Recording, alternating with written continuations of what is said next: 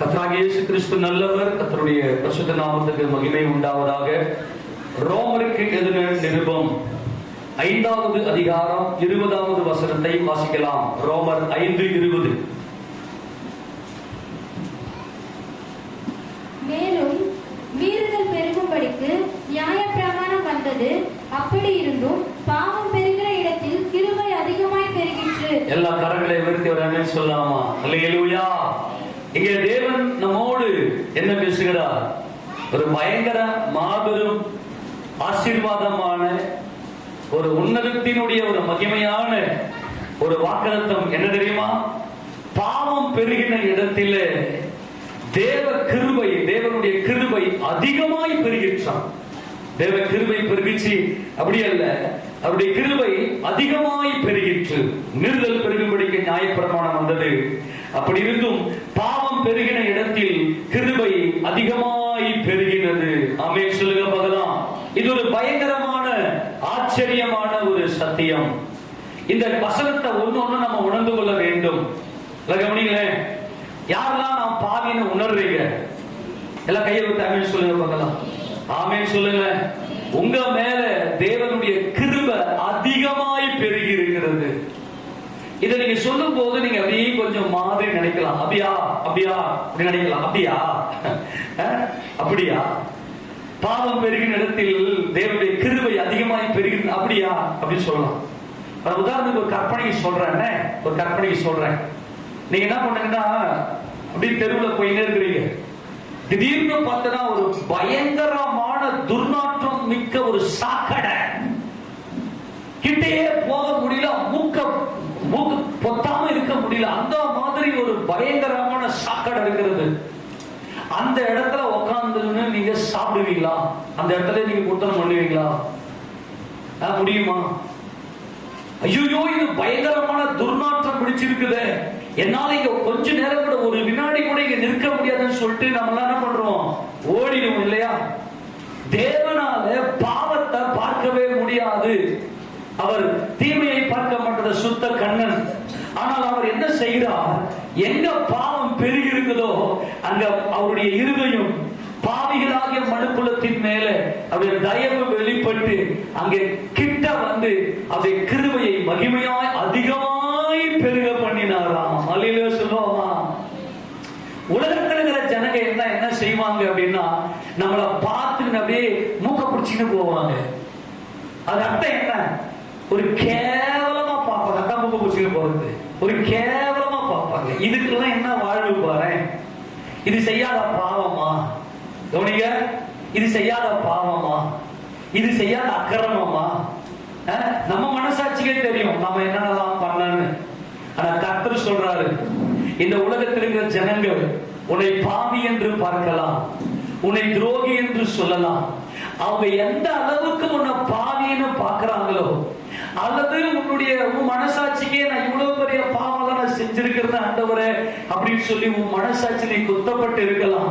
ஆனா கர்த்தர் சொல்றார், அந்த இடத்துல பாவம் பெருகி இருக்கிற அந்த இடத்துல என் கிருபை அதிகமாய் பெருகி இருக்கிறது. கரங்களை தட்டி அவர்கள் மகிமை சொல்லுவாங்க. கர்த்தருடைய பரிசுத்த நாமத்துக்கு மகிமை உண்டாவதாக. அவருடைய பரிசுத்த நாமம் என்றைக்கும் துதிக்கப்படுவதாக. பாவம் பெருகி இருக்கிற என்னிடத்துல என் கர்த்தருடைய கிருபை அதிகமாய் பெருகி இருக்கிறது. என நினைச்சு பார்க்க முடியாத சமாதானத்தை கர்த்தர் நமக்கு கொடுத்திருக்கிறார். ஒரு விஷயத்தை கவனித்துக் கொள்ளுங்க.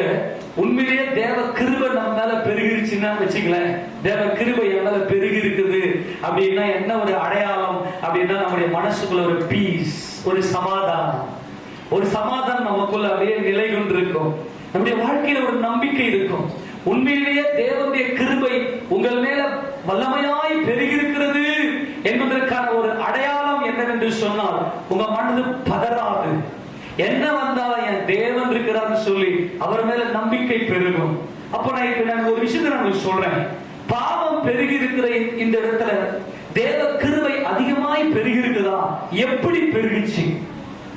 இது எப்படி சாத்தியமாகும்? நானே ஒரு அருவருப்பு, ஒரு துர்நாற்றத்துக்கிட்ட நான் போய் உட்கார முடியாது. ஆனா இந்த அருவருப்பு கிட்ட என் தேவனுடைய கிருபை எப்படி பெருகினது? இது எப்படி சாத்தியம்? இதுதான் தேவன் மனுக்குலத்தின் மேல் வைத்திருக்கிற ஒரு மாபெரும் அன்பு. ஆமெனா?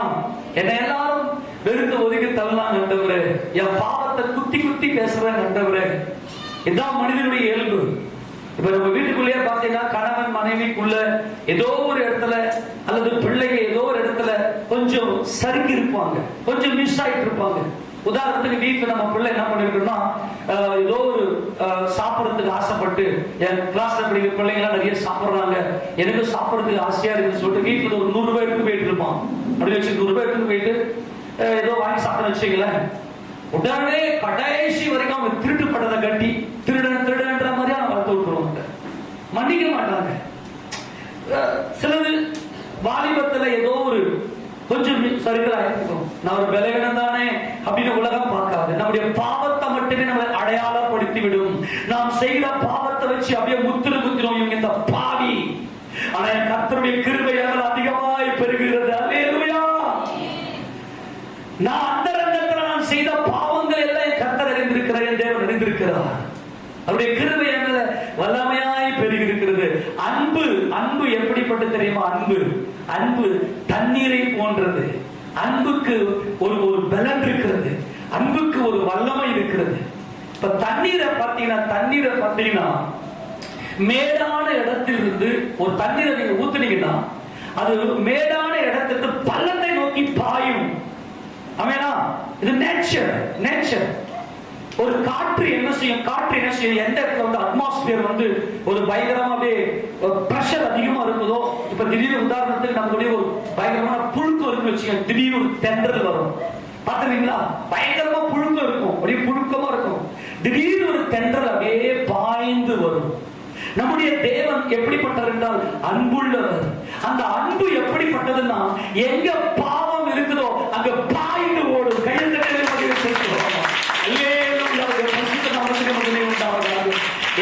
பயங்கரமான பாவம் இருந்துச்சு, என் கர்த்தருடைய கிருபை பாய்ந்து வந்தது ஜீவ நதியாய். என் இருதயத்துக்குள்ள மகிமையுடைய பிரகாசம், அவருடைய மகிமையின் பிரசன்னம் என் மேல பாய்ந்து வந்திருக்கிறது. எத்தனை பேர் உணர்றீங்க? அப்பா, நான் செய்யாத பாவமே இல்லை. அந்த ரங்கத்துல துணிகரமாய் துணிந்து எவ்வளவு பாவம் செய்தேன். ஒருவேளை அப்படிப்பட்ட பாவம் செய்துவிட்டு இருதயத்துல குற்ற மனசு வச்சு நீ குத்தப்பட்டிருக்கலாம். உன்னையே மீறி ஒரு ஜீவ நதி, அல்லேலூயா, ஒரு தேவ அன்பு உன் இதயத்துக்குள்ளே பாய்ந்து வருகிறதுதான் தேவனுடைய அன்பு. தேவன் அன்பாகவே இருக்கிறார், அன்பில்லாதவன் தேவனை அறியான். இந்த தேவ அன்பு பாய்ந்து வரும். இதுதான் நேச்சர், இதுதான் தேவனுடைய இயற்கையான சுபாவம். தேவன் எப்படிப்பட்டவர் இருக்கிறார் என்றால் அன்புள்ளவராய் இருக்கிறார். இந்த அன்பு எங்கெல்லாம் பாவம் இருக்குதோ அங்கெல்லாம் கிருபை பெருகும். அல்லேலூயா. ஆமென் சொல்லுவோமா? எத்தனை பேர் சந்தோஷமா இருக்குது? இந்த கிருபை எப்படிப்பட்டது என்றால், நாம் தேவனுக்கு சத்துருக்களாய் இருந்தோம், அவருடைய குமாரனுடைய மரணத்தினாலே இன்றைக்கு நாம் அவரோடு ஒப்புரவாக்கப்பட்டிருக்கிறோம். இப்ப நான் சொல்ற கவனிங்க. நீங்க எல்லாம் பாவத்துல பெருகிருக்கிறீர்கள். சில பேருக்கு வந்து பாவம் என்னன்னு தெரிய மாட்டேங்குது. நீங்க எல்லாம் நம்மளாம் பாவம் பிரதர் அப்படின்னா அவங்க சொல்லுவாங்க, பாவம் நான் எந்த பாவமும் செய்யலையா இருக்குவாங்க. அது வந்து அவருடைய இன்னோசென்ட், அவருடைய அறியாமை, அவங்களுக்கு பாவம் என்னன்னு தெரியல. இப்ப உதாரணத்துக்கு நான் ஒரே ஒரு கேள்வி கேட்கிறேன். இந்த சிம்டம்ஸ் உங்களுக்குள்ள இருந்துச்சுன்னா கையை தூக்குனா எல்லாருமே, எத்தனை பேருடைய உள்ள அப்படியே உடைக்கப்பட்டு அப்படியே சுக்கு நூறா உடைஞ்சி அப்படியே நொறுங்கி அப்படியே கண்ணெல்லாம் கலங்கி கண்ணீர் விட்டு அழுது அப்படியே உள்ள உடைஞ்சு நொறுங்கி இருக்கு கையை தூக்க போலாம். இவங்க அத்தனை பேருமே பாவீங்க.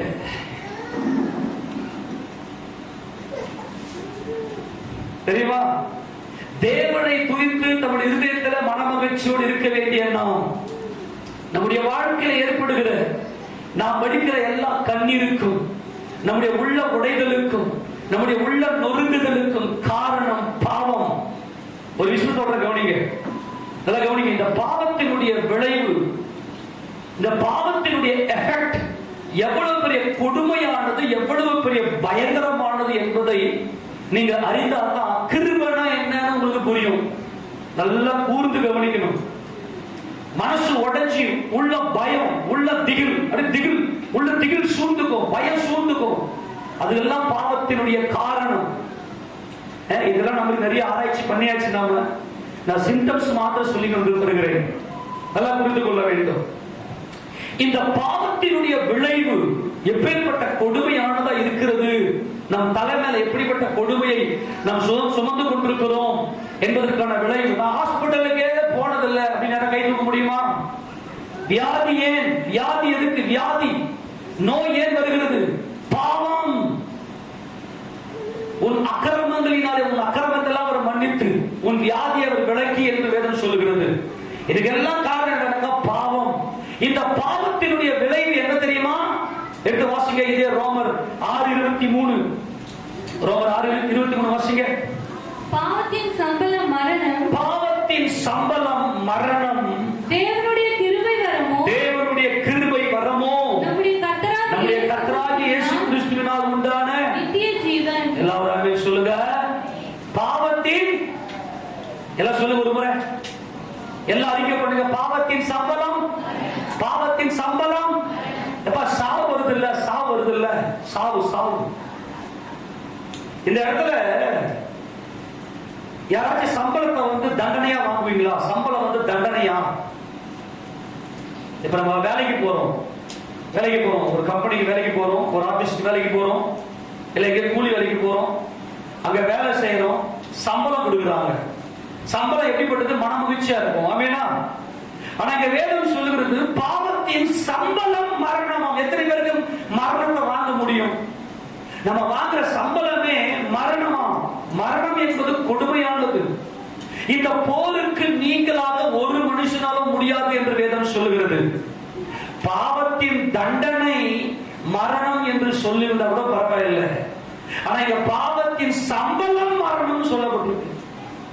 வேதம் என்ன சொல்லுகிறது? தேவன் என்ன சொல்றாருன்னா, இப்ப எல்லா மனுஷருக்கும் ஏன் மரணம் வருது, ஏன் மனுஷன் சாகறான், ஏன் மனுஷன் சாகறான் அப்படின்னா அவன் சாவுக்கு காரணம் பாவம். இந்த பாவத்தின் சம்பளம் தான் மரணமா? சம்பளம். இப்போ ஏன் இந்த இடத்துல ஆண்டவர் தேவனுடைய சம்பளம் சொல்றாரு? இது நல்லா புரிஞ்சுதான். தேவனுடைய கிருபையோ, தேவனுடைய இரக்கம், தேவனுடைய கிருபை, நம்முடைய கர்த்தராகிய இயேசு கிறிஸ்துவினால் உண்டான நித்திய ஜீவன். தேவன் நம்மை மண்ணிலே உருவாக்கி நாம் மகிமை அடைந்து தேவனுடைய சமூகத்தில் தேவனை முகமுகமாய் தரிசிக்கும்படி தேவன் நம்மை சிருஷ்டித்தார். ஆனால் மனுஷனோ பாவம் செய்துவிட்டு மரணத்துக்கு நேராய் போய்விட்டான். இந்த இடத்துல பாத்தீங்கன்னா பாவத்தின் சம்பளம், வேஜஸ், சோல்ஜர்ஸ் பே அப்படின்ற அந்த வார்த்தை தான் இங்க பயன்படுத்து. சோல்ஜர்ஸ் பே. இப்ப உதாரணத்துக்கு ராணுவ வீரர்கள், சிப்பாய்கள் எல்லாம் சம்பளம் வாங்குவாங்க இல்லையா? அதுக்கு ஒப்பிட்டு சொல்லப்பட்டிருக்கிறது. அவங்க என்ன செய்வாங்க? தங்க உயிரை பணைய வைத்து ராணுவத்துல வேலை செய்யறாங்க இல்லையா? அதே போலதான் மனுஷன் என்ன பண்றான்னா மரணத்துக்கு போறதுக்கு உழைக்கிறான்.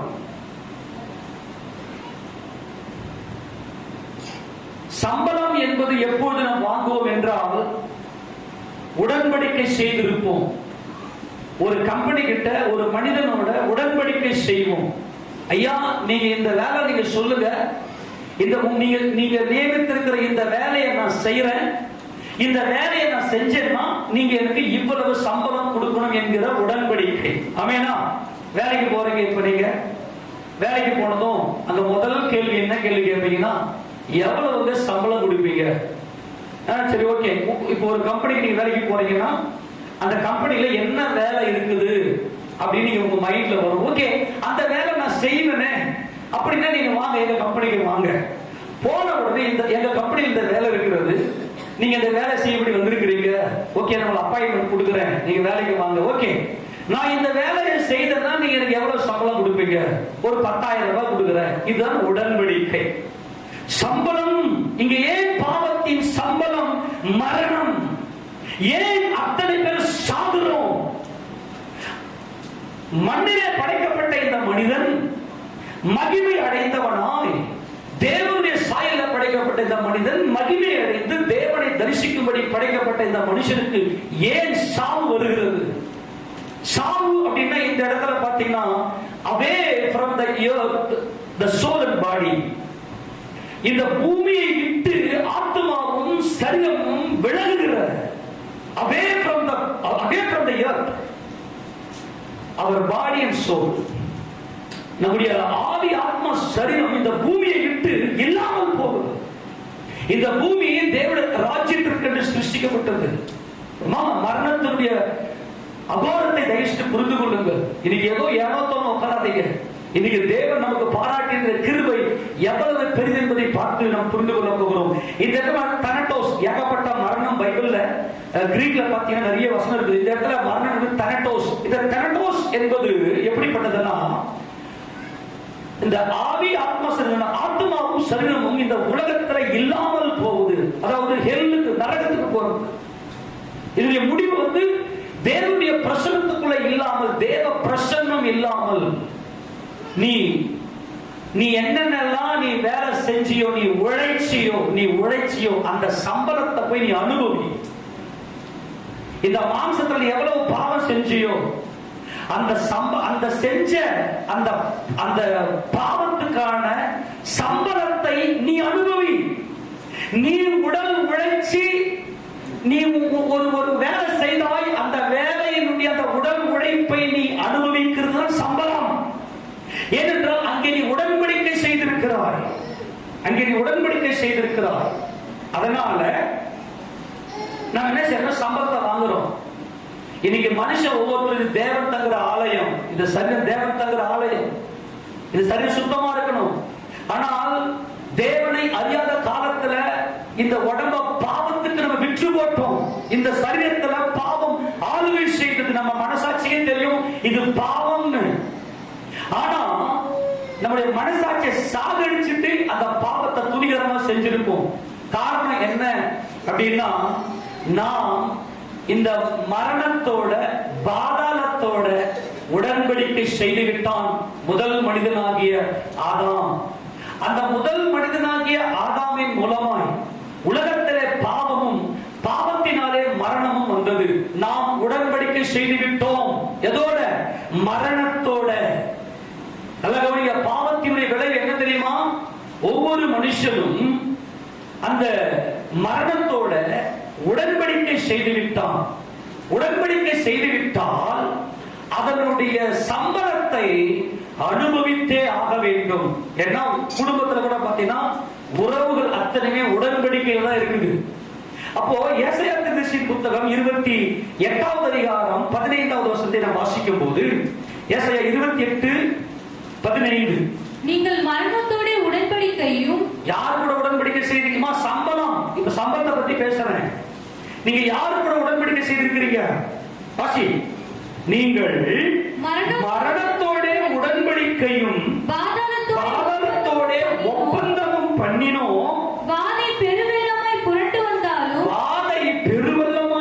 வந்தாலும் எங்களை அணுகாது.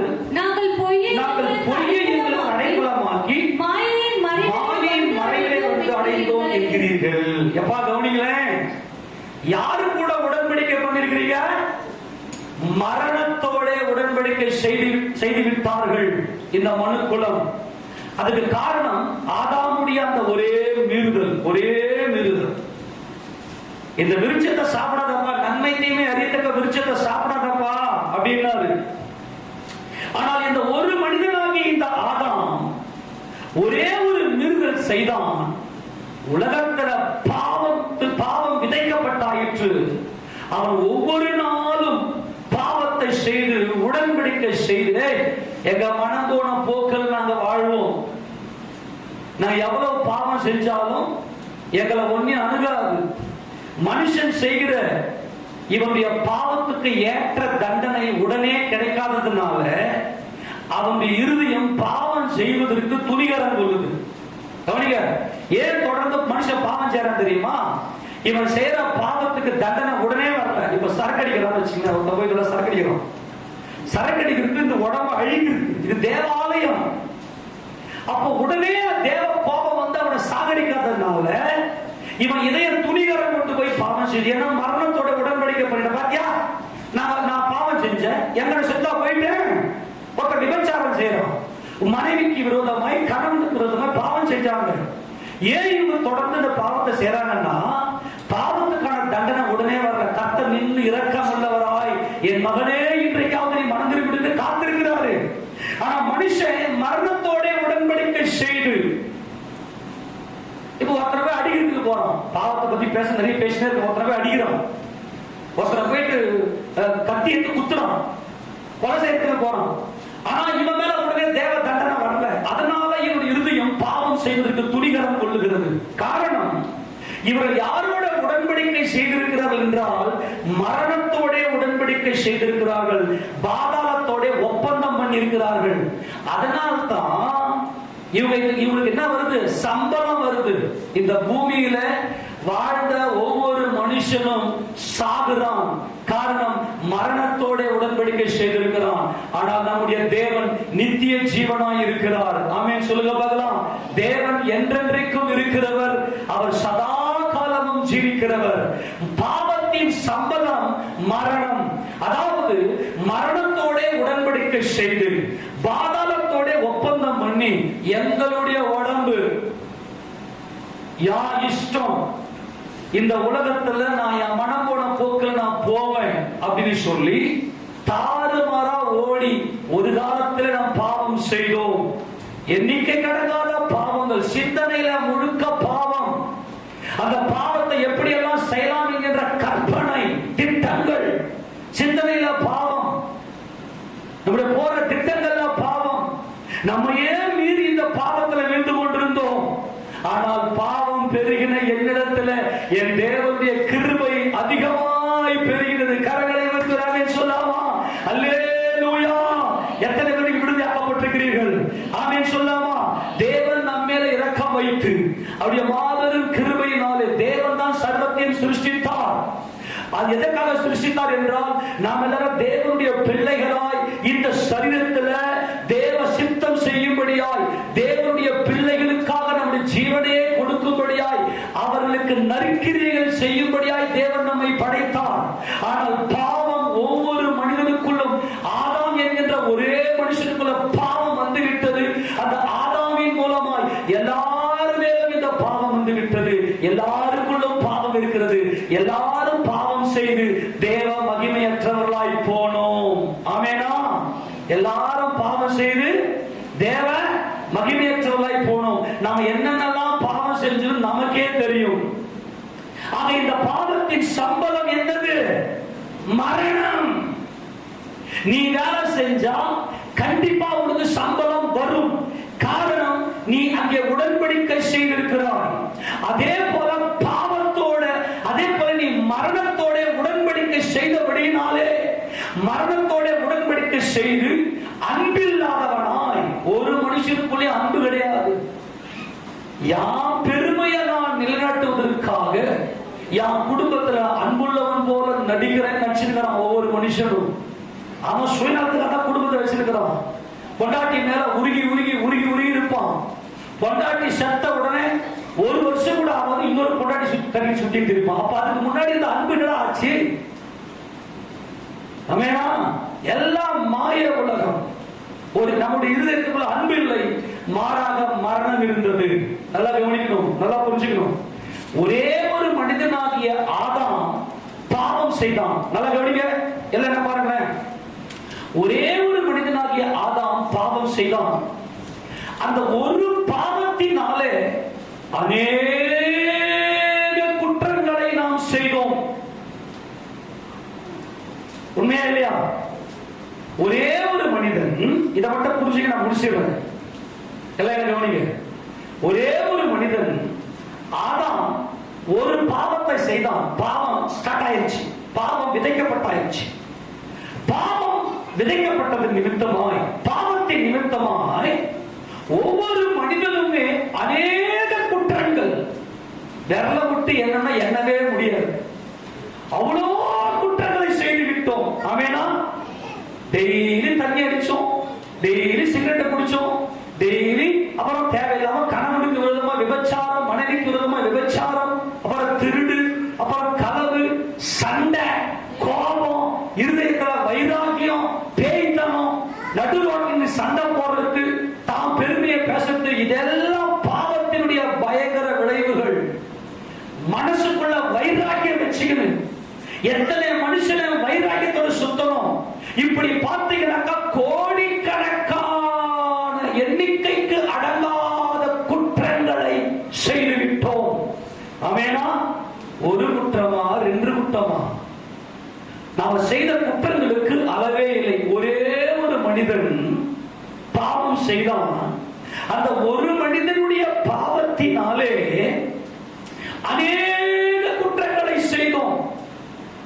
இந்த குற்றத்தின் நிமித்தமாய் மனசுக்குள்ள குழப்பம், மனசுக்குள்ள போராட்டம், வலிகள், வேதனைகள் இந்த பாவத்தின் நிமித்தமாக தான் இதையெல்லாம் உள்ளே வருகிறது. இப்ப நீ போய் எந்த குற்றத்தை போய் அழிப்ப? எந்த குற்றத்தை போய் உன்னால திருப்பி கொள்ள முடியும்? ஒண்ணுமே முடியாது. ஒன்னா ரெண்டா? நல்லா கவனி. இப்ப சொல்ற கவனிச்சுங்க. நிறைய பேருக்கு இன்னும் மனக்குழப்பம் இருக்குது. மனக்குழப்பம், டென்ஷன், மனசுல நிம்மதி இருக்காது, பிரஷர் ஏற்கனவே இருக்கும். காரணம் என்ன என்று சொன்னால் தங்கள் இருதயத்தில் இந்த பாவம். ஆனா என்ன தெரியுமா பிரச்சனைங்க? இவ்வளோ குற்றங்களை நான் செய்தேன். ஒரே ஒரு மனிதனுடைய பாவத்தினால நான் செய்தது, அந்த பாவத்திலிருந்து இவ்வளோ குற்றங்கள் வந்துச்சு. ஆனால் தேவன் என்ன செய்தார்? எல்லாம் கவனிங்களே. இவ்வளோ குற்றம் இருக்கு. இவ்வளோ குற்றத்தையும் ஒரே ஒரு மனிதனுடைய நீதியினாலே இவ்வளோ குற்றத்தையும் மூடி போட்டு அவருடைய கிருபையை என் மேல பெருக பண்ணினார். கையெழுத்து பெருக மகிழ்ச்சி செலுத்துவோம். அல்லேலூயா. அநேகருக்கு இன்னைக்கு ஏன் மனக்குழப்பம் என்றால், ஏன் மனசுக்குள்ள பதற்றம், தவிப்பு, வேதனை அப்படின்னா தேவனுடைய கிருபை எவ்வளவு பெரியது என்பதை உணராது இருக்கிறார்கள். நீ செய்த பாவங்கள், நீ செய்த குற்றங்கள் அநேகமாக இருக்கலாம். ஒரே ஒரு பாவம், அநேக குற்றங்கள். ஒரே ஒரு மனிதனின் நீதி அநேக குற்றங்களை மூடி கிருபை, கையை தட்டி தேவ கிருபை நித்திய ஜீவனை பெற்றுக்கொண்டு. இப்ப நான் என்ன சொல்றேன்? பாவம் பெருசா, கிருபை பெருசா? பாவம் யாருக்கு புரியலையா? ஒரே ஒரு மனுஷன் பாவம் செய்தான். அந்த ஆதாம், அந்த பாவத்தினால நான் செய்த குற்றங்கள் அநேக குற்றங்களை செய்த. பாவத்துக்கு வல்லமையே இல்லை. நீ கிருபையை உணர்ந்து விட்டால். சில பேர் என்னால பாவத்தை விட முடியல, என்னால பாவத்தை ஜெயிக்க முடியல, நான் அதே பாவத்தை செய்யறேன். அதுக்கு என்ன காரணம்னா, அப்பா இது பாவம் அல்லவா, இந்த பாவத்தை நான் செய்தேனே ஒரே ஒரு செகண்ட் உன் மனசுக்குள்ள நீ செஞ்ச பாவத்துக்காக மனஸ்தாபப்பட்டுட்டேன்னு வச்சுக்க, அங்க கிருபை பரிபூர்ணமாய் வந்து உமேல கிருபை அதிகமாய் பெருகி எல்லா குற்றங்களையும் மன்னித்து விடும். கையை தட்டி சொல்லுவாங்க. அல்லேலூயா. ஆமென் சொல்லுங்க. ஒரே ஒரு மனுஷன் பாவம் செஞ்சான். அந்த பாவம் செஞ்சிருந்த குற்றம் எவ்வளவு ஆயிடுச்சு? அநேக குற்றம். ஆமெனா? இப்ப நீ எந்த குற்றத்தை போயிட்டு நீ மன்னிப்புக்கு நீ கேட்கும்படியாய் எதற்கு விடுதலை ஆவ? தேவனுடைய கிருபை எப்படிப்பட்டது தெரியுமா? என் குமாரனை அனுப்புகிறேன், அவர் பரிசுத்தராய் இருக்கிறார், அவருடைய ரத்தம் அநேக குற்றங்களை மூடி போடும். அல்லேலூயா. அநேக குற்றங்களை எல்லாம் கழுவி விடும். அப்போ பாவம் ஒண்ணுமே இல்லை தேவ கிருபைக்கு முன்னாடி. நாம எல்லாம் என்ன செய்யறது இல்லைன்னா, அவர் என் மேல வைத்திருக்கிற கிருபை எவ்வளவு பெரிது, அவர் சிலுவையில் சிந்தின ரத்தம் எவ்வளவு மகிமையானது என்று சொல்லி அவர் ரத்தத்தின் வல்லமையை உணர்ந்தால்தான் இன்னமும் இருதயத்துக்குள்ள பாவ இருள், கண்ணீர், கடன் பிரச்சனை, உன் கடன் பிரச்சனையா இருக்கட்டும், உன் வியாதியா இருக்கட்டும், உன் குடும்பத்துல சமாதான குலைச்சலா இருக்கட்டும், அல்லது நீ அனுபவிக்கிற ஒவ்வொரு துன்பத்துக்குமே காரணம் பாவம். ஆனால் தேவனுடைய கிருபை வரம் உனக்கு நித்திய ஜீவனை கொடுத்து விட்டது. இப்ப உதாரணம் சொல்ற கவனிங்க, இது நான் வசனம் காட்டுறேன், உங்களுக்கு நல்லா புரியும். இப்ப இயேசு ராஜா என்ன பண்ணாரு? சிலுவையில அந்த 4வது வார்த்தை என்ன பார்த்தோம்? என் தேவனே ஏன் என்னை கைவிட்டீர் என்று சொல்லி உலகத்தில் இருக்கிற எல்லாருடைய பாவங்களும் அநேக குற்றங்கள், எல்லாருடைய குற்றங்களையும் அவர் தலைமையில சுமந்து கொண்டார். தேவ பிரசனம் அற்று போனது, கிறிஸ்து மரித்தார், அதுதான் உண்மையான மரணம் என்று சிலுவை தியான கூட்டங்களை பார்ப்போம். பார்த்ததுமே இந்த சம்பவம் முடிஞ்சதுமே எல்லாம் முடிந்தது என்று அறிந்து தாகமா இருக்கிறேன் என்று சொன்னார். தாகமா இருக்கிற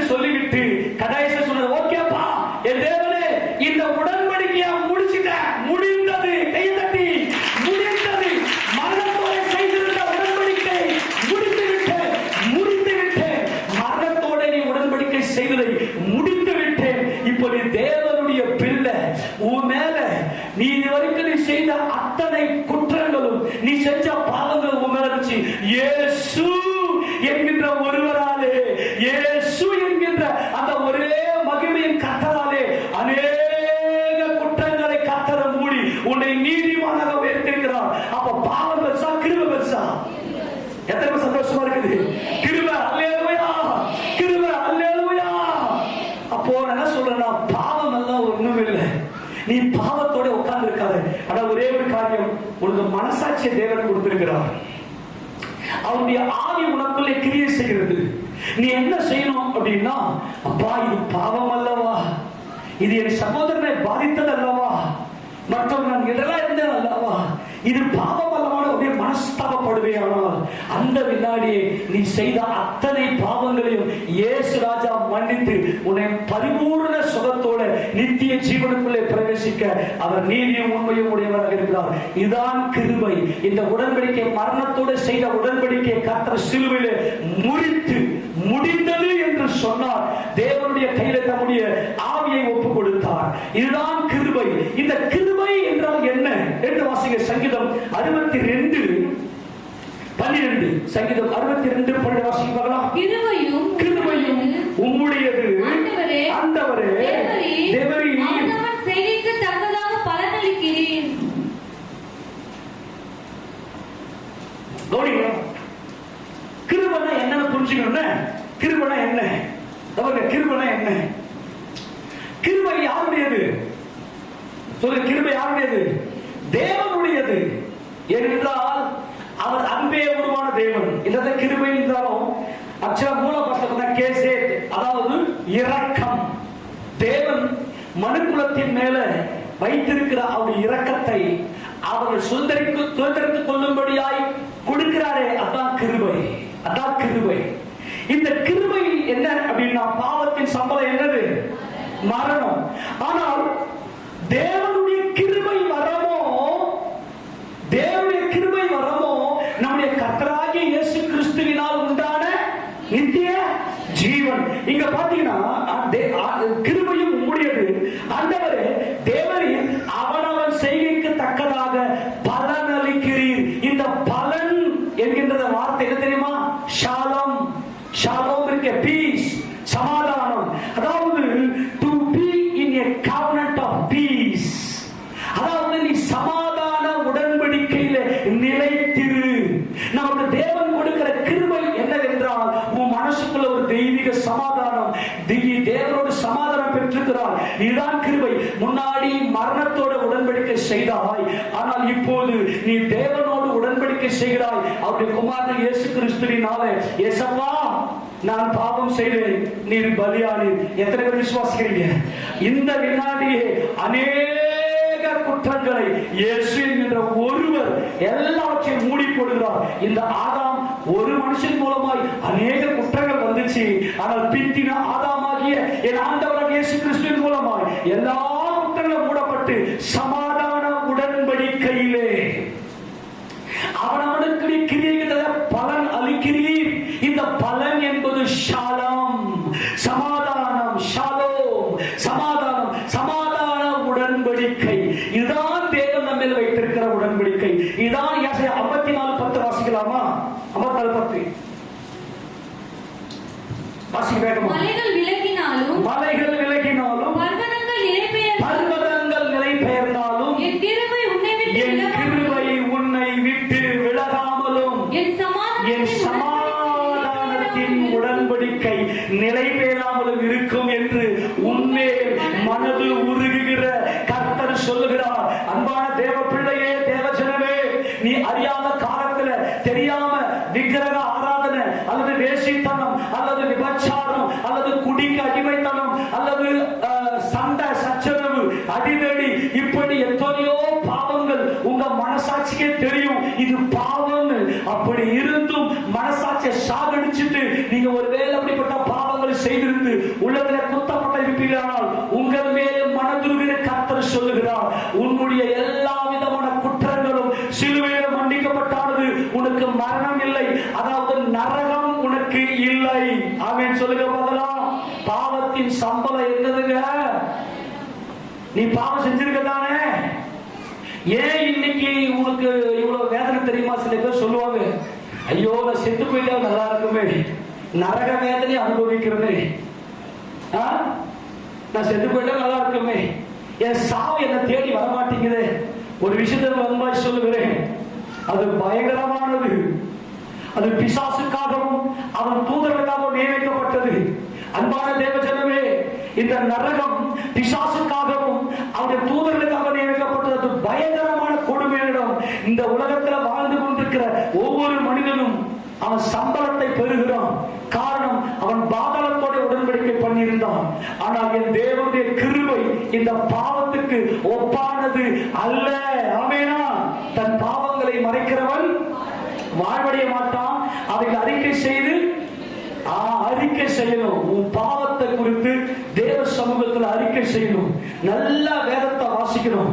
ஒரே விஷயம் சொல்லித்தர கவனிச்சுங்களேன். நீங்க வேதம் வாசிக்க வாசிக்க வாசிக்க வாசிக்க எதெல்லாம் பாவம் அப்படின்னு பரிசுத்த ஆவியானவர் உங்களுக்குள்ளே வந்து சொல்லிக் கொடுப்பார். உன் பார்வைக்கு ஜெனரலா ஒரு சில பாவங்கள்னா என்னன்னு தெரியும். திருட்டு, விபச்சாரம் செய்யறது, கொலை செய்யறது, அப்படிலாம் ஒரு ஏதோ தெரியும் உங்களுக்கு. ஆனால் தேவனுடைய பார்வையில எதெல்லாம் பாவம் அப்படின்னு பரிசுத்த ஆவியானவர் வந்து உனக்குள்ள கண்டித்து உணர்த்துவார். அப்படி கண்டித்து உணர்த்தும் போது, ஆமாண்டவரே இந்த பாவம் எனக்குள் இருக்கிறே, இந்த பாவத்தை நான் செஞ்சேனேன்னு அப்படியே நீ மனஸ்தாபப்படுவனா, அந்த பாவத்தை எல்லாம் கர்த்தர் மன்னித்து நம்மை வாழ வைக்க வல்லமையுடையவராக இருக்கிறார். ஆமெனா? அவருடைய கிருபை உடன்படிக்கை. கிருபை என்பது உடன்படிக்கை. என்ன உடன்படிக்கை?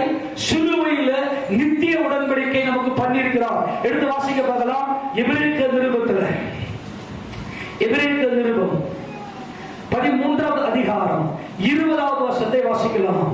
நித்திய உடன்படிக்கையின் ரத்தத்தினாலே, நித்திய உடன்படிக்கையின் ரத்தம். முன்னாடி யாரு கூட நம்ம உடன்படிக்கை பண்ணியிருந்தோம்? மரணத்தோட.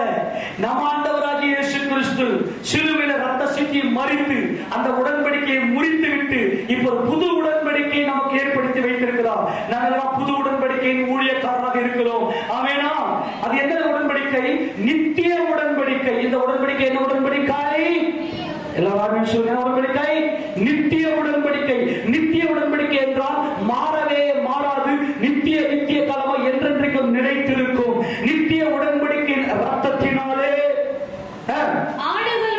ஆடுகளுடைய பெரிய மேய்ப்பரான நம்முடைய கர்த்தராகிய இயேசுவை மரித்தோரிலிருந்து ஏறி வர பண்ணின சமாதானத்தின் தேவன். அல்லேலூயா! தேவனுடைய இந்த கிருபை இந்த பாவத்துக்கு ஒப்பானது அல்ல. தயவு செய்து அன்பாய் சொல்லுகிறேன், பாவத்தை குறித்து பயப்படாதீங்க. பாவ உணர்விலே இருக்காதீங்க. குற்ற மனசாட்சி இருக்காதீங்க. பாவ உணர்வு அடையுங்க.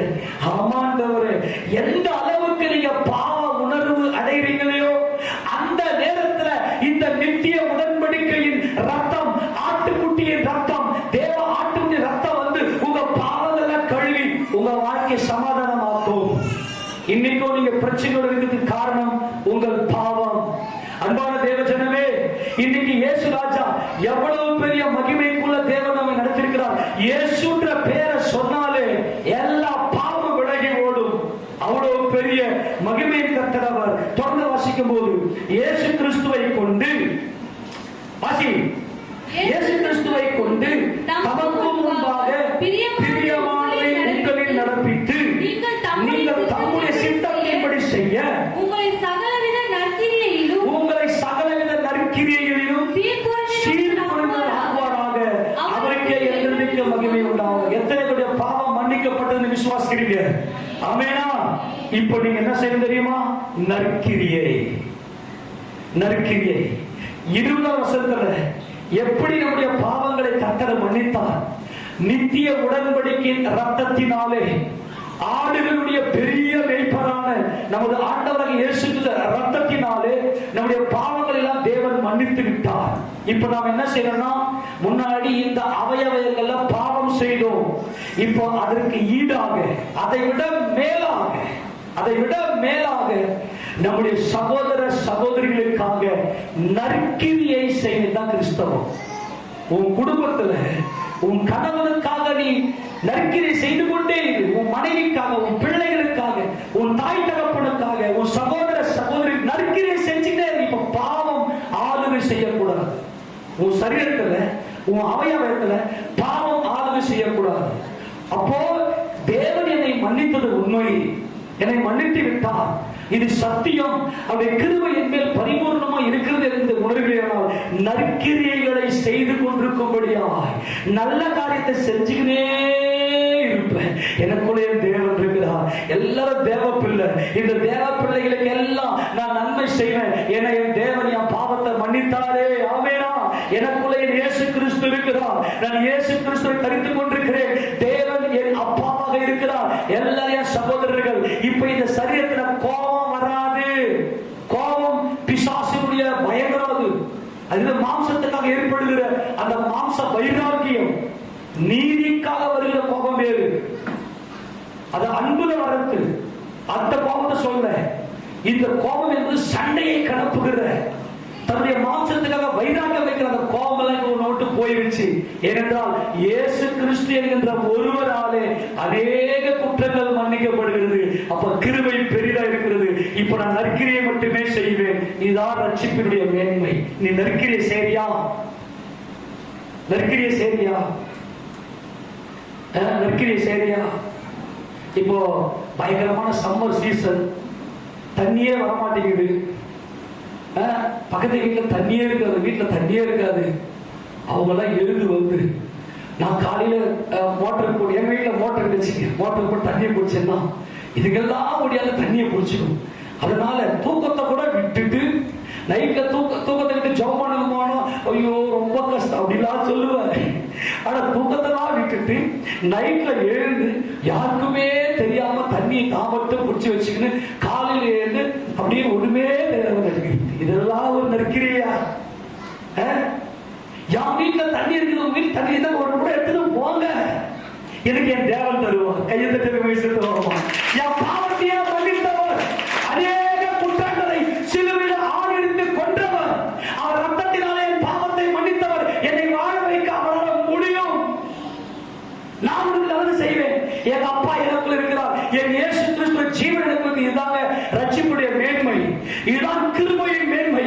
நீ கிருபை பெற்றிருக்கிறது உண்மையானால், நீ கிருபையை பெற்றிருப்பது, கிருபையில் நிலைத்திருப்பது உண்மையானால் உன் சகோதர சகோதரிகளோட இசைந்திருப்பாய். What mean by sin does not share. யாருக்குமே ஷேர் பண்ணாது. பாவம் என்றால் என்ன? பாவத்துடைய வரையறை என்ன என்றால் without share. யாருக்குமே இணங்கி இருக்க ஈஸியா கண்டுபிடிச்சிடலாம். இவங்க கிருபையில் இருக்கிறவங்க பாவத்தில் இருக்கிறவங்க ஈஸியா கண்டுபிடிச்சிடலாம். யாருக்கு கொஞ்ச நேரம் நின்று பேசினாலே சண்டை முட்டிக்கு வந்துருவாங்க. ஒருத்தரை மாற்றி அப்பனா இன்னும் பாவத்தில் இருக்கிறாங்க. குறி தப்புவது லக்கு தவறுவது, பாவத்தினுடைய அமர்த்தியா என்கிற கிரேக்க பதத்துக்கு வித்தவுட் ஷேர், யாரும் கூட சேர்ந்து இருக்க மாட்டாங்க. கொஞ்ச நேரம் அப்படியே இருந்தாலும் அவங்க மேல குறையா சொல்லுவாங்க, இன்னும் பாவத்தில் குடிகொண்டிருக்கிறார்கள். வைராக்கியம் அங்கிருந்து பேய்தான் அங்க உள்ள இருக்கு அவங்களுக்குள்ள. அந்த வசந்த வாசிக்க போகலாம். யாக்கோபு 3வது அதிகாரம் 14 வாசிக்க போகலாம். யாக்கோபு 3:14. கசப்பான வைராக்கியத்தையும் விரோதத்தையும் வைத்தீர்களானால் நீங்கள் பெருமை பாராட்டாதிருங்கள், சத்தியத்திற்கு விரோதமாய் பொய் சொல்லாமலும் இருங்கள். என்னவா? கசப்பான வைராக்கியம், விரோதம் இருதயத்துல. அது போல ஒரு டயலாக் விடுவாங்க. அவன் நிழல கூட தொட மாட்டேன், அவன் மேல காத்து கூட. இதுதான் பேய். இது பாவத்தில் நிலை கொண்டிருப்பது. வைராக்கியம், மனசுக்குள்ள வைராக்கியம் தான் சாவு வருது. சாவு ஏன் வருது? அதுதான் ஆதாமுடைய விட்டு. முன்னாடி நீ கோபப்பட்டிருக்கலாம், வைராக்கியம் வைத்திருக்கலாம். அப்பா நான் இப்படிப்பட்ட வைராக்கியம் வச்சிருந்தனே அப்படின்ற உணர்வு வரும். அதனை தேவப்பிள்ளை பாவ உணர்வு வருது பார். தேவப்பிள்ளை நீ பாவ உணர்வு, குற்ற மனசாட்சி வந்து ஒண்ணு சாகடிக்க கூடாது. குற்ற மனசாட்சி தெரியுமா? ஏன் நீ நீதிமான் இல்லையா?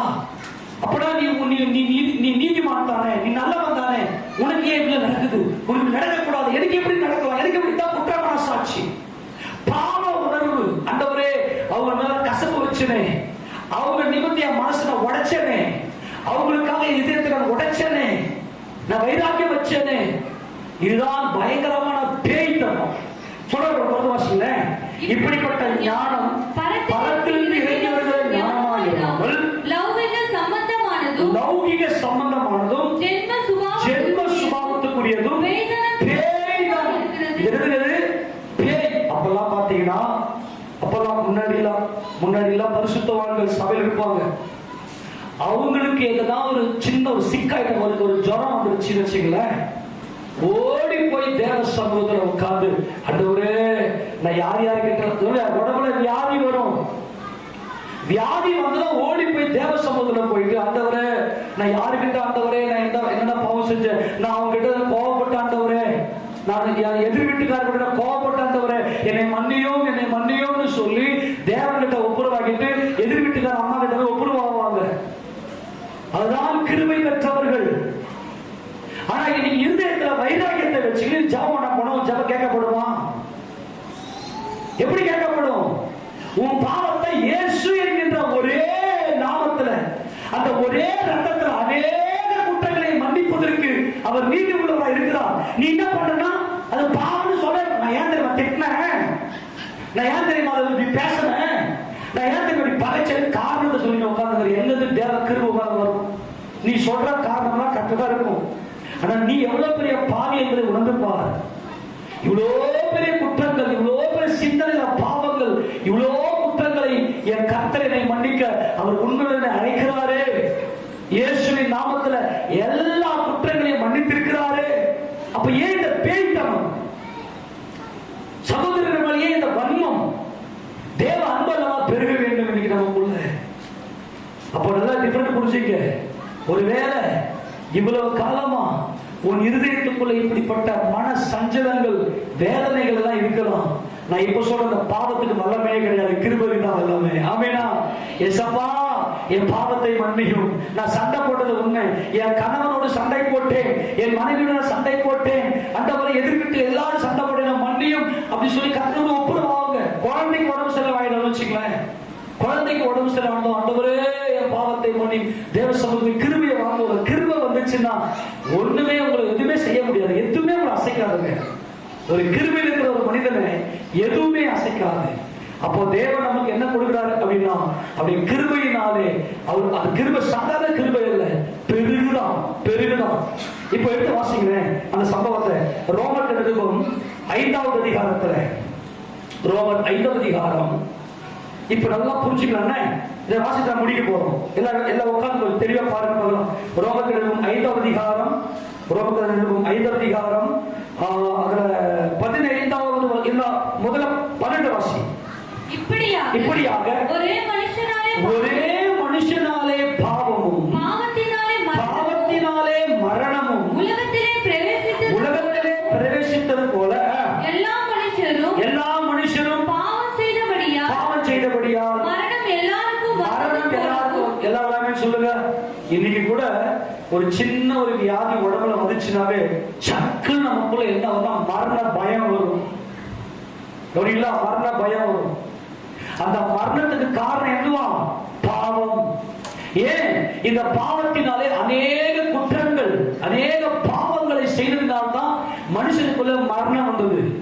இப்போ 12 வாசிக்க பார்க்கலாம். 15 வாசிக்க, எல்லா எடுத்துக்கலாம். 15 வாசிக்க வாசிக்கிறேன்.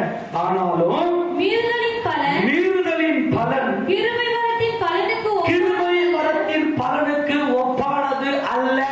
என்ன சொல்றாரு? ஆதாம் மீறுதல் செய்தான். ஆமெனா? ஏதேன் தோட்டத்துல இந்த நன்மை தீமை அறியத்தக்க விருட்சத்தை நீ புசிக்க வேண்டாம் என்று தேவன் ஆதாமுக்கு சொன்னார். ஆனால் ஆதாமோ மீறுதல் செய்து விட்டார். அந்த ஒரே மீறுதலினாலே பாவமும், அந்த பாவத்தினாலே அநேக குற்றங்களும், அந்த குற்றத்தினாலே அநேக மரணம், எல்லாருக்குள்ளேயும் மரணம் வந்துருச்சு. ஆமெனா? நீ நான் செஞ்சது அநேக குற்றங்கள். ஆனால் தேவன் நம்மேல் வைத்திருக்கிற கிருபை எப்படிப்பட்டதுன்னா, இந்த ஒரு மனுஷனால அநேக குற்றங்கள் வந்துச்சு. அதே மாதிரி பிந்தின ஆதாமாகிய இயேசு என்கின்ற ஒரே மனுஷனாலே நமக்கு கிருபை, நித்திய ஜீவன் வந்தது. அல்லேலூயா. அதனால இந்த பாவத்துக்கு ஒப்பானது இந்த கிருபை. இது உயர்வானது, இது மேலானது. எனக்கு இயேசு இருக்கிறார். ஆமென் சொல்லுங்க பார்க்கலாம். பிசாசு சொல்லுவான், நான் நீ ரொம்ப நல்லவ மாதிரி நடிக்கிற, நீ குடிக்கலையா? இயேசுன்னு. நீ சிகரெட் பிடிக்கலையா? இயேசுன்னு. நீ சண்டை போடலையா? இயேசுன்னு. ஆமெனா. நீ மத்தவங்க அடிக்கலையா? இயேசு. அல்லேலூயா. எந்த குற்றங்கள் உன் இதயத்துக்குள்ள பிசாசு தூண்டி விட்டாலும், எப்படிப்பட்ட பாவங்கள் உன் இதயத்துக்குள்ள வந்தாலும், இயேசு என்கின்ற அந்த ஒரே ஒரு நாமத்துல அநேக குற்றங்கள் அல்லேலூயா மன்னிக்கப்பட்டு நாம் நித்திய ஜீவனை பெற்றுக் கொண்டோம்.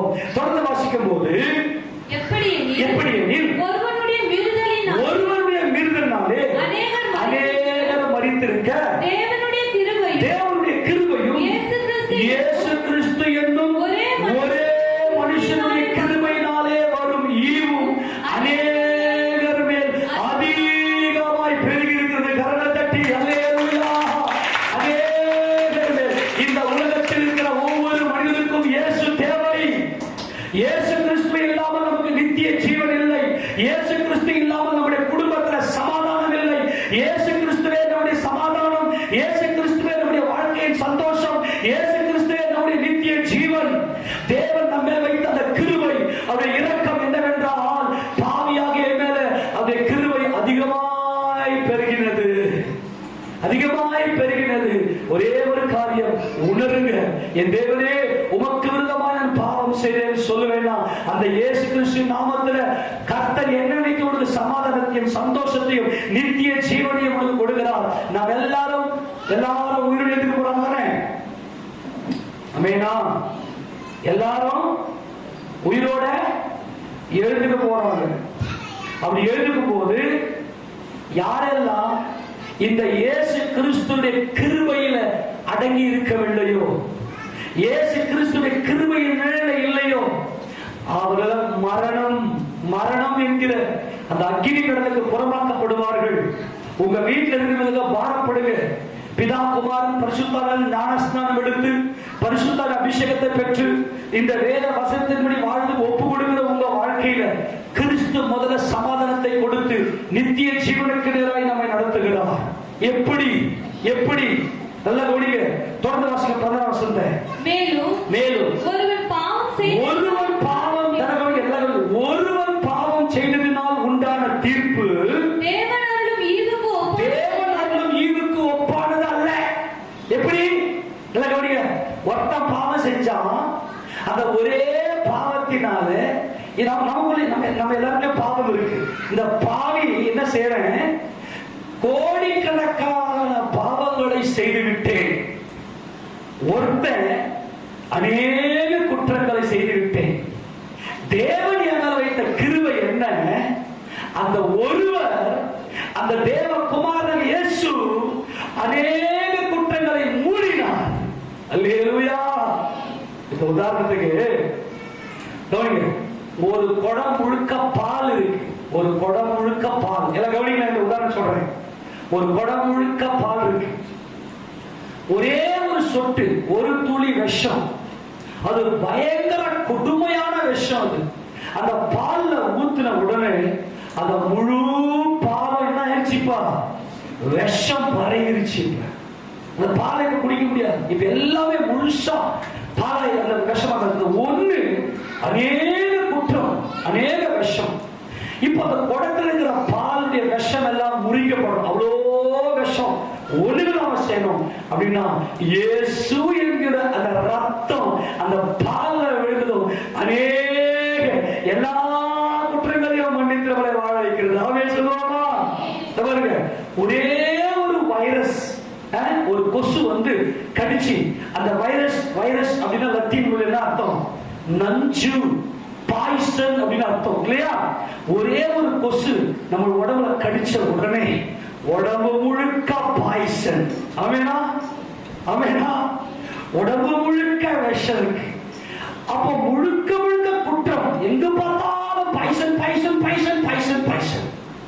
இயேசு என்கின்ற ஒரே ஒரு ஜீவன், ஒரே ஒரு சொட்டு ரத்தம் எல்லா விஷத்தையும் முறியடிக்கிற ஜீவனாய் அவர் இருக்கிறார். அவன் சொல்லாமா? இனி உங்க வாழ்க்கையில பாவத்தை குறித்து கலங்க கூடாது. பாவத்தை நினைக்காத.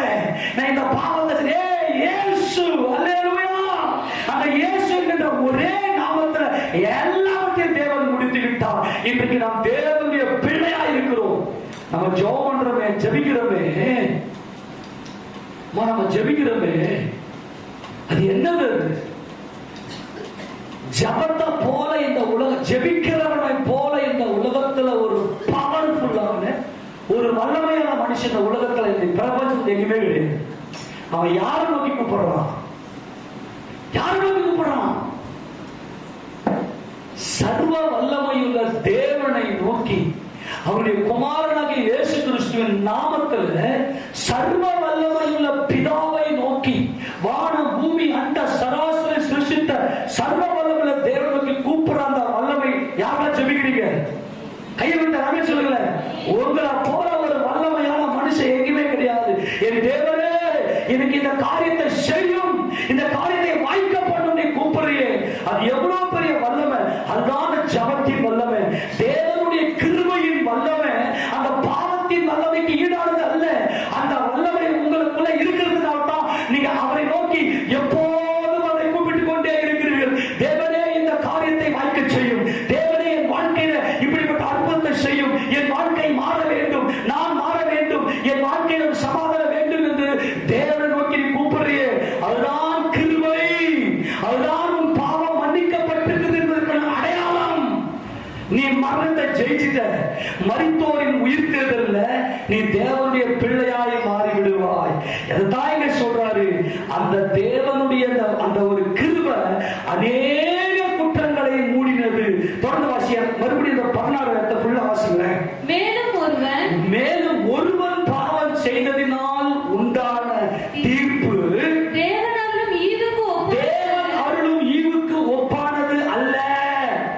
அந்த தீர்ப்பு ஒரே குற்றத்தை நிமித்தம் ஆமெனா.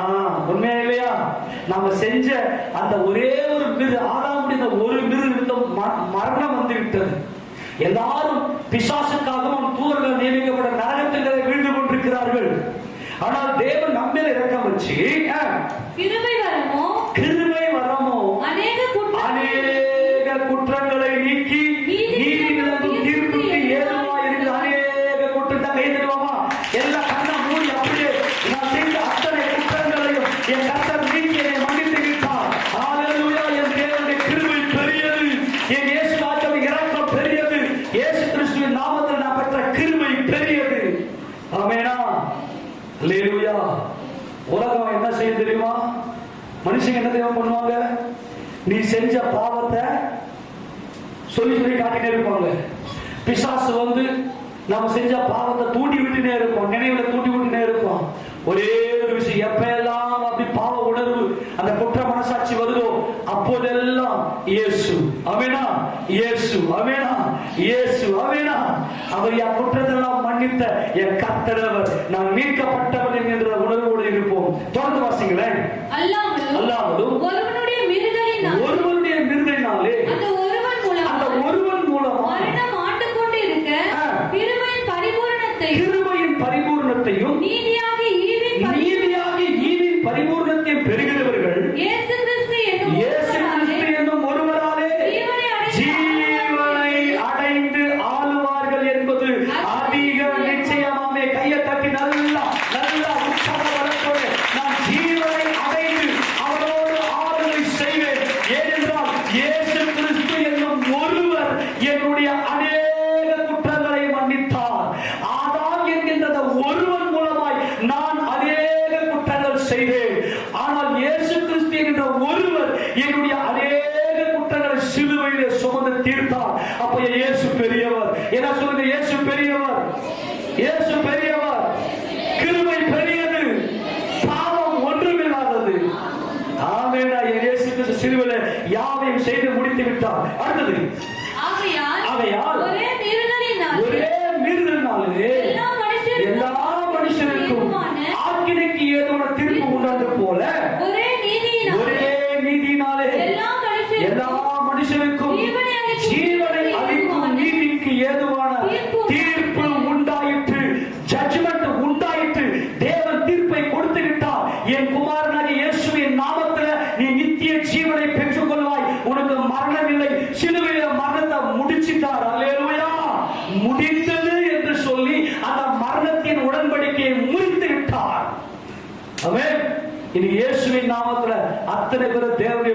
ஆண்டுகளாய் இயேசுவோட ராஜ்யத்துல 1000 வருட அரசாட்சியில இந்த பூமியில ஆளுகை செய்வோம். இந்த 1000 வருட அரசாட்சி முடிஞ்ச பிற்பாடு நித்திய நித்திய நித்திய நித்திய காலமாய் தேவனோடு கூட என்றென்றைக்கு வாழப் போகிறோம். அதற்காகத்தான் தேவன் நம்மை அழைத்திருக்கிறார். எத்தனை சந்தோஷமா இருக்கிறது. ஆமெனா.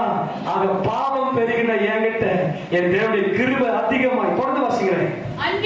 அன்றியும் ஒரே மனுஷனுடைய கீழ்ப்படியாமையினாலே அநேகர் பாவிகளாக்கப்பட்டது போல ஒருவருடைய கீழ்ப்படிதலினாலே அநேகர் நீதிமான். நான் நீதிமான். ஆமென் சொல்லுங்க.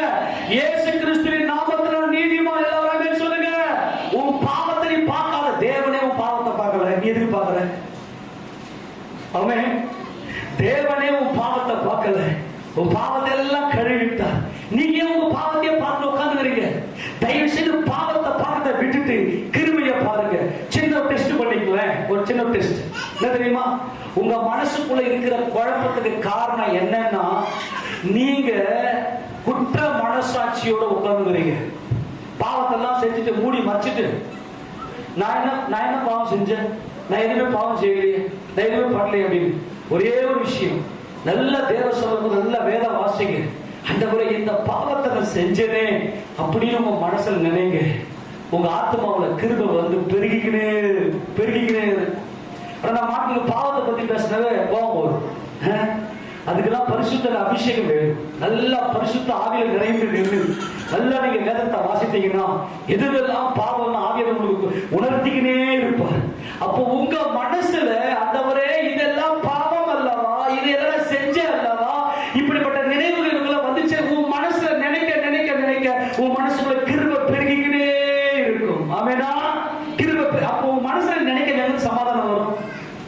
நான் சர்ச்சைக்கு வரேன், நான் சர்ச்சைக்கு வந்தனே, ஆண்டவர் ஏன் என்ன வந்து இன்னும் குணமாக்குதல். நீ உள்ள வந்துட்டீங்கன்னா பொதுவான ஒரு குணமாக்குதல். உன் வியாதியும் கடன் பிரச்சனை, நீ எந்த தேவையோடு நீ உள்ள வரையோ உடனடியாக கர்த்தர் ஒரு சமாதானத்தை கொடுத்துருவார். அதுக்கு அடுத்தபடியா நீ தான் முன்னேறி சென்று ஓடணும். இயேசு ராஜாவும் கண்முன்னாடி வச்சு, தேவ கிருபையும் கண்முன்னாடி வச்சு, நீ தான் ஒவ்வொரு நாளும் தேவனுக்கு ஒப்பு கொடுத்து ஒப்பு கொடுத்து ஒப்பு கொடுத்து ஒப்பு கொடுத்து முன்னேறி போயிட்டே இருக்கணும். இந்த முந்தின ஆதாம், இந்த பிந்தின ஆதாம், நீ எந்த ஆதாமுக்குள்ள இருக்கிற? முந்தின ஆதாமுக்கு தான் பாவம் செஞ்சுட்டே இருப்ப. நீ பிந்தின ஆதாமுக்கு தான் நற்கிரியை செய்வேன், நற்கிரியை செய்துக்கிட்டே இருப்பேன். எதற்காக நான் புது சிருஷ்டியாக படைக்கப்பட்டிருக்கிறேன்? நான் நற்கிரியை செய்ய பாவத்துல கர்த்தரை மன்னித்து முடித்து விட்டால் இன்னைக்கு நான் நீதிமானாக்கப்பட்டிருக்கிறேன். ஒரே மனுஷனுடைய கீழ்ப்படிதலினாலே நான் இன்றைக்கு நீதிமானாக்கப்பட்டிருக்கிறேன். நம்மள நீதிமான்கள். ஆமென் சொல்லுங்க. நம்மள யாருங்க? நீதிமான்கள் தான் தேவனுடைய பிள்ளைகள். ஏன் இவர் நீதிமான்கள் அப்படின்னா, தங்கள் சகோதரருக்கு நீதி செய்வார்கள். தங்கள் சகோதரர் படுகிற கஷ்டங்களை இவங்க சுமந்து கொள்ளுவாங்க. தங்கள் சகோதரர் சுமக்கிற அந்த நுகத்தை இவங்க வாங்கி சுமந்து கொள்வாங்க. இதுதான் நீதிமான்கள். தொடர்ந்து வாசிப்பார். அதான் சொல்றீங்க. மேலும் மீறுதல் பெருகும்படிக்கு நியாயப்பிரமாணம் வந்தது. அப்படி இருந்தும் பாவம் பெருகின இடத்தில் கிருபை அதிகமாய் பெருகிற்று.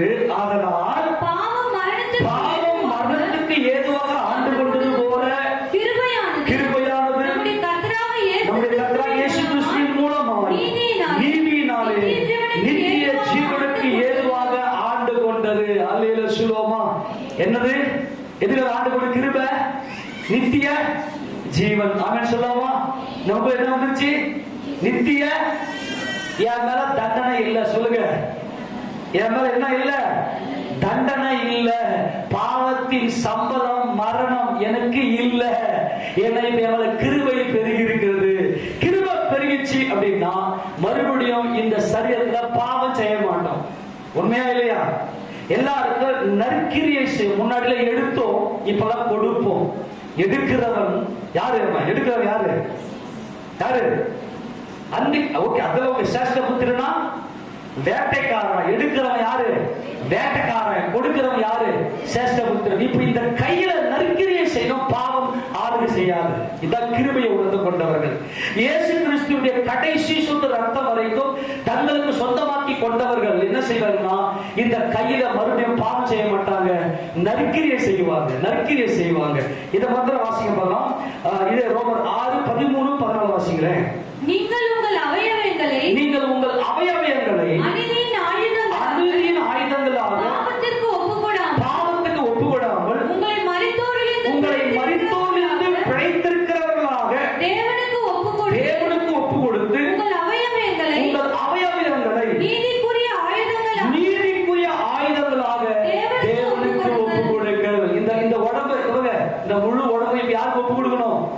தேவனுக்கு ஒப்பு கொடுங்க. தேவனுக்கு கொடுத்துருங்க.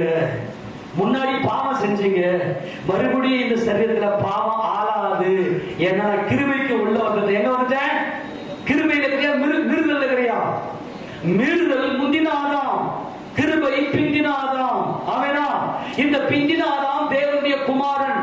இப்ப நான் கிருபைக்கு கீழ்ப்பட்டிருக்கிறபடி நான் வாசிங்களேன் 14. நீங்கள் நியாயப்பிரமாணத்துக்கு கீழ்ப்பட்டிராமல் கிருபைக்கு கீழ்ப்பட்டிருக்கிறபடியால் பாவம் உங்களை மேற்கொள்ள முடியாது. ஆமென் சொல்லுங்களேன். சில பேர் சொல்லுவீங்க, ஐயோ நான் பாவம் செய்யக்கூட நினைக்கிறேன், நான் பாவத்துல வீழ்ந்துடுறேன். அதுக்கு ரீசன் என்னன்னா, நீங்க கிருபையை இன்னும் புரிந்து கொள்ளவில்லை. அதான் மறுபடியும் பாவத்துல வீழ்ந்து கொண்டிருக்கிறீங்க. நீங்க நியாயப்பிரமாணத்துக்கு கீழ்ப்பட்டிராமல், அதாவது மீறுதலுக்கு கீழ்ப்பட்டிராமல் கிருபைக்கு கீழ்ப்பட்டிருக்கிறபடியால் பாவம் உங்களை மேற்கொள்ள முடியாது. பாவம் உங்களை ஜெயிக்காது. ஏன்னா பாவத்தை ஜெயித்த இயேசு உங்களுக்குள்ளே. ஆமென் சொல்லாமா? ஆக நீ இயேசு அப்படின்னு சொன்னாவே நீ செஞ்ச எல்லா குற்றத்தையும் மூடிட்டு, எப்பவா குற்றம் செஞ்ச? நல்லா கவனிங்க. ஒரே விஷயம் சொல்லிட்டு முடிக்கிறேன். இயேசு கிறிஸ்துவின் ரத்தத்தினாலே கழுவப்படுகிற நமக்கு எப்படிப்பட்ட சுகம் தெரியுமா? இப்ப கவனிங்க. இப்போ என்னுடைய கையில ஒரு கீரல் போடுறேன்னு வச்சுங்களேன். கீரல் போட்ட உடனே அது காயம் ஆச்சுன்னா அந்த தழும்பு அப்படியே இருக்கும் இல்லையா? அந்த தழும்பு அப்படியே இருக்கும். இப்போ இயேசு கிறிஸ்துவின் ரத்தத்தினாலே நான் கழுவப்படும் போது அந்த தழும்பே இல்லாம மறு ரூபம் ஆயிருக்கும். அதுதான் ஈசோப்பினால் சுத்திகரிக்கிற சுத்திகரிப்பு. அந்த ஈசோப்பினால் சுத்திகரிப்பு என்பதுன்னா மறுரூபம். இப்ப நான் கருப்பா இருக்கிறேன் இல்லையா? கருப்பா இருக்கிறேன், காயப்பட்ட உடனே தழும்பு தெரியும். இப்ப இயேசு கிறிஸ்துவின் ரத்தம் என்ன செய்யும்னா, என் தழும்பு என்ன, பழைய மனுஷன் இந்த கருப்போ சிவப்போ நீங்க மைண்ட்ல வச்சுக்க, பழைய தோல்.